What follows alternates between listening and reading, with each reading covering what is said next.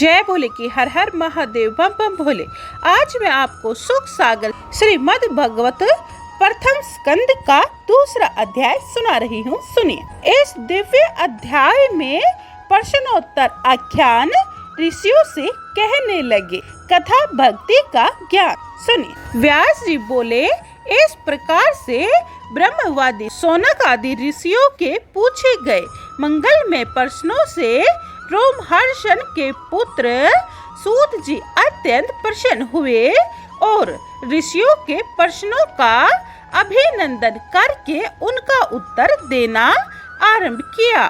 सूत जी बोले, ज्ञानोपवीत संस्कार से पहले यह संसार अनर्थ रूप है, ऐसा जानकर संन्यास लेने के उद्देश्य से सबको त्याग कर वन में भागते हुए श्री सुखदेव जी को देखकर उसके पिता श्री व्यास जी विरह से कातर होकर हे पुत्र ठहर, इस तरह से जब पुकारने लगे, तब श्री सुखदेव जी की ओर से वृक्षों ने उत्तर दिया था, ऐसे सब प्राणियों के हृदय में स्थिर सुखदेव जी को मैं कथा के आरंभ में नमस्कार करता हूँ। श्री सुखदेव जी ने दुस्तर अज्ञान अंधकार से तरने की इच्छा वाले मनुष्य के लिए दया करके अत्यंत गुप्त अध्यात्म प्रकाशक वेदसार जो श्रीमद् भगवत पुराण है उनको निजी मुख से वर्णन किया था, और जो बड़े बड़े मुनियों के भी गुरु हैं, मैं उनकी शरण लेता हूँ। मनुष्य के उत्तम भगवान के अवतार नर नारायण ऋषि को, सरस्वती देवी को और श्री वेद व्यास जी को प्रणाम करके समस्त संसार के विकारों के नाशक श्रीमद् भगवत पुराण का पठन श्रवण करना चाहिए। हे मुनियों, आपने मन को प्रसन्न करने वाली भगवान कृष्ण संबंधी उत्तम कथाओं का मुझसे प्रश्न पूछा है, जिससे संपूर्ण संसार में मंगल वायु फैले और कल्याण होवे। मनुष्य का परम धर्म वही है, जैसे भगवान श्री कृष्ण चंद्र में निष्कपट एवं फल की इच्छा रहित भक्ति हो, जिसमें आत्मा को शांति और प्रसन्नता मिले। भगवान वासुदेव में लगाया गया भक्ति योग उपनिषद ज्ञान और वैराग्य को उत्पन्न करता है। संतान धर्म का ठीक ठीक उपदेश देने पर भी श्री भगवान की उत्तम लीलाओं में कथा की अथवा मुनियों की श्रद्धा आदि प्रकट न हुई, अनुराग न हुआ, तो उनका कथा आदि सुनना व्यर्थ ही है। उनको क्यों व्यर्थ परिश्रम किया जाए, और ऐसे श्रम से कोई भी लाभ प्राप्त नहीं होता। कोई ऐसा कहते हैं कि धर्म का फल संपत्ति मिलना है तथा अर्थ का फल काम अर्थात भोग विलास करना है तथा काम का फल इंद्रिय प्रीति करना है। यह सब तो मिथ्या ही कहना है। वास्तविक में धर्म का उत्तम फल विश्व के बंधनों से मुक्त तथा ईश्वर की भक्ति करना है। अर्थ का उत्तम फल यज्ञ दान कर्म आदि करना है एवं काम का उत्तम फल विधि पूर्वक जीवन निर्वाह करना है। किंतु मनुष्य जीवन पर्यंत काम ही सेवन किया करते हैं और वे अल्प आयु प्राप्त करके शीघ्र ही नष्ट हो जाते हैं और अनेक योनियों में जन्म लेते फिरते हैं। किए गए कर्मों के फलों को निरंतर भोगते रहते हैं। इसीलिए जीवन का उत्तम फल तो केवल भगवान के तत्व की जिज्ञासा ही है। अन्य संसार के झंझटों में फंसकर आयु समाप्त करना तो जीवन को व्यर्थ बिगाड़ना है।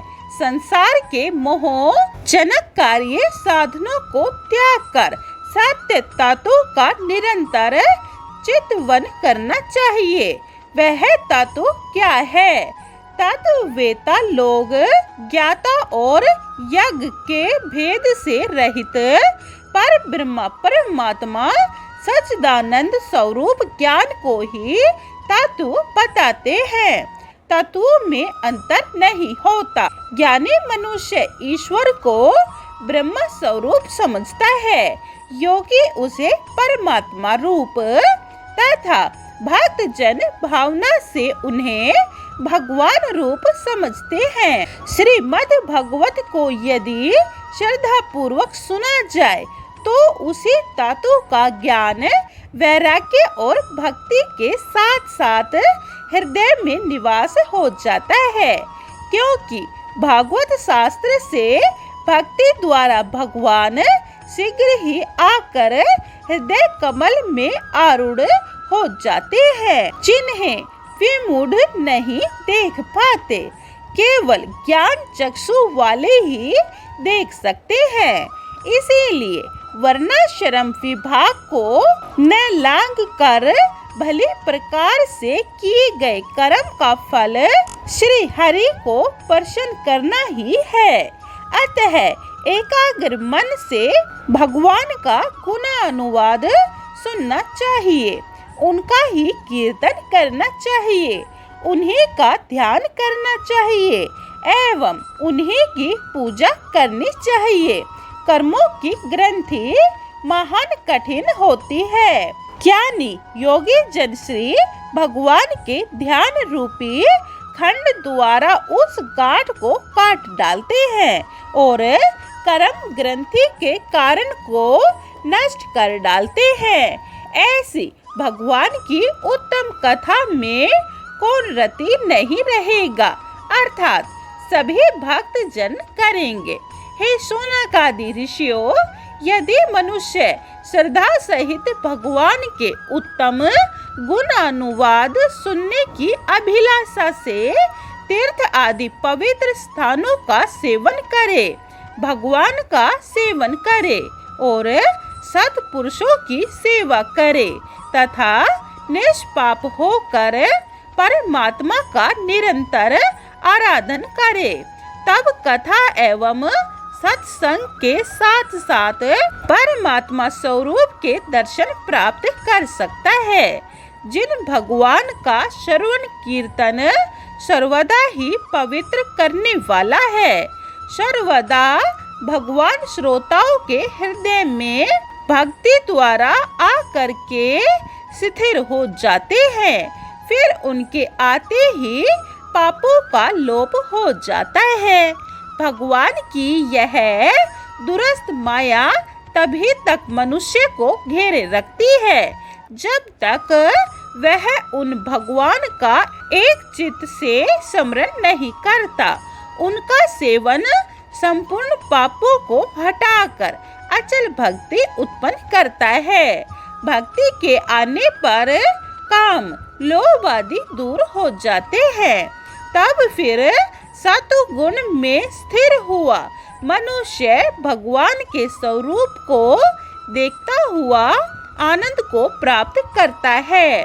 तदंतर मुक्ति संग मनुष्य का तत्व ज्ञान भगवान की अचल भक्ति के प्रभाव से ही होता है। फिर अहंकार का नाश हो जाता है, संशय का नाश हो जाता है, फिर अनारबद कर्म फल का नाश होता है।